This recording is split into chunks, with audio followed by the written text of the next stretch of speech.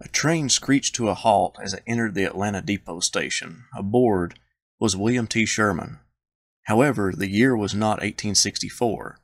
It was 1879. The aged Sherman had been the General-in-Chief of the United States Army for 10 years and now returned to the South.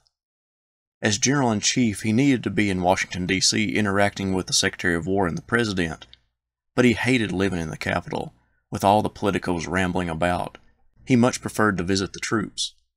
Since most of the troops in the Army were stationed in the West, he made frequent trips there to bask in the camaraderie of his fellow soldiers and live that Spartan-like lifestyle away from the politics. They drove him crazy. But this trip was different.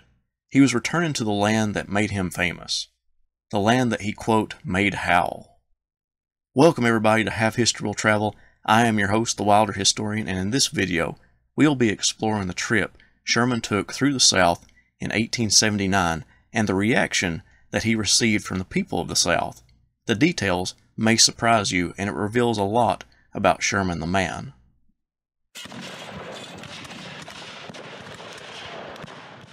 Five years before his train moved into the station in Atlanta in 1879, Sherman had been asked to come to Atlanta. However, he refused, saying, "No, the time has not yet come for me to visit Atlanta." But this time, his reason for the visit, he said, was to examine certain neglected property of the United States with a view of ascertaining what measures should be taken to reclaim and preserve the same and secure the interest of the government therein. However, he had another reason, a more important reason.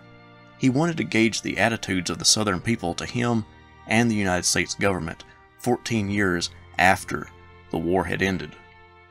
Historian John F. Marszalek best describes the Southern attitude towards Sherman right after the war by stating, "He symbolized the completeness of their defeat. Grant had caused more Southern deaths than Sherman ever had, but Grant had operated on the periphery of the Confederacy, and he had accomplished his mission in the traditional manner of soldier killing soldier. Sherman had gained victory by marching into and through the Confederacy's interior, killing or injuring few people by comparison, but destroying property and creating fear and panic. Southerners condemned his psychological warfare of property destruction as barbaric. Grant's destruction of lives was merely a fact of war. When Sherman published his memoirs in 1867, he further shocked Southerners by his detached description of his war activities. Sherman viewed his wartime actions as the quickest, most efficient, and the most humane kind of warfare. Southerners saw them as indescribably cruel. What a lot of Southerners at the time did not realize was that Sherman had spent a lot of his pre-war time in the South. He had visited the site of Atlanta and the area that would soon make him famous and infamous for his march to the sea as a young lieutenant in the Army. He also was appointed founding superintendent of a military seminary in Louisiana in 1859, which would later become Louisiana State University. He liked the Southern people and their way of life. He said as much in his letters.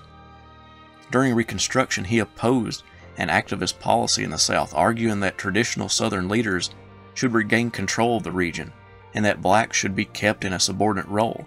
On the race issue, he was indeed an unreconstructed rebel, as one historian later called him. He started his journey south in January of 1879, and after a 24-hour layover in Bristol, Tennessee, because of a natural rock slide had covered the railroad tracks, he and his party moved down to Chattanooga, where he went up to Lookout Mountain and looked over the old battle sites. He attended a party and danced with a local businessman's wife. From evidence during his first stop, this trip was more recreational than business, although he did visit the barracks where one infantry company stayed near the city, but upon seeing its dilapidated conditions, he ordered the place abandoned, the troops sent somewhere else. As the train headed toward Atlanta, he pointed out locations where he had battled Joseph E. Johnston, and commented that, "To me, every yard was replete with interest if not marked by the pain of some gallant fellow." It was a nostalgic visit for Sherman, who could not help but reflect on the battles and the loss of human life on the battlefields as he passed. However, he must have been nervous as the train neared Atlanta. The last time he had seen the city, he had evacuated the civilians and made it a military post, burning the factories and manufacturing locations to deplete the South of supplies. The Atlanta Constitution recognized the significance of the event. A local reporter captured the mood of the people in the station waiting for Sherman's arrival. Sherman had no reason to be anxious. A sort of light good humor pervaded the crowd, the newspaperman noted, spiced up with the curiosity to see the man who had burned Atlanta. There was no perceptible indignation or feeling of prejudice. In fact, a brand of gallows humor filled the air. Someone in the crowd spotted the mayor, ironically the son of the Civil War mayor, and told him he should offer Sherman the freedom of the city. Someone else jokingly protested, "He made too free with it when he was here last." Another bystander facetiously suggested a procession of widows in mourning clothes, clutching bundles of kindling wood to greet Sherman. As the train was sighted, still another individual yelled, "Ring the fire bells! The town will be gone in 40 minutes." The crowd remained respectful of the old general as he exited the train and checked in at the hotel. Sherman commented on the hotel's grandeur and how well the city had bounced back from its wartime look.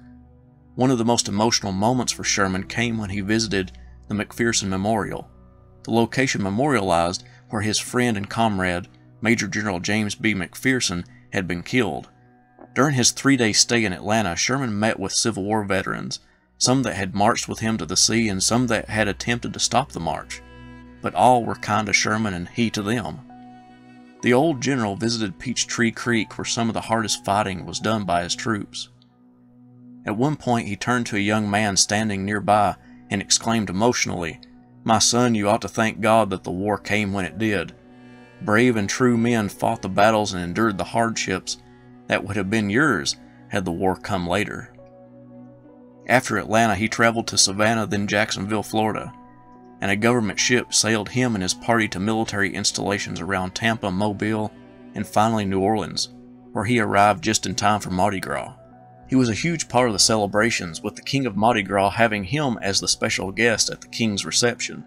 They drank to each other's health in front of 10,000 people.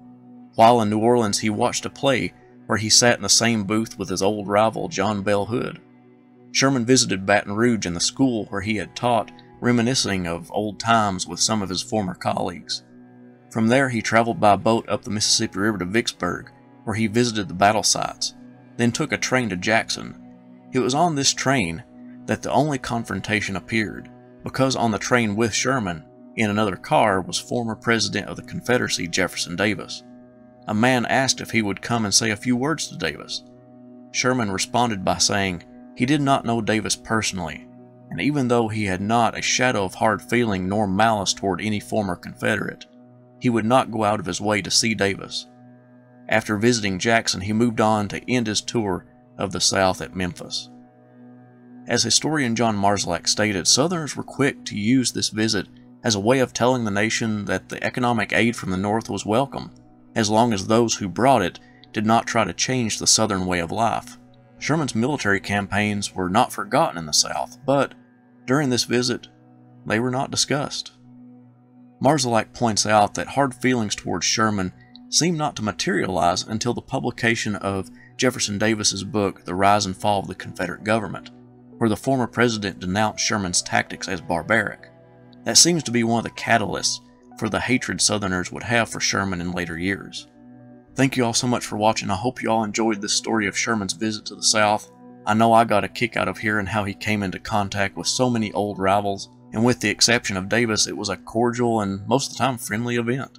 Thank you all and have a great day.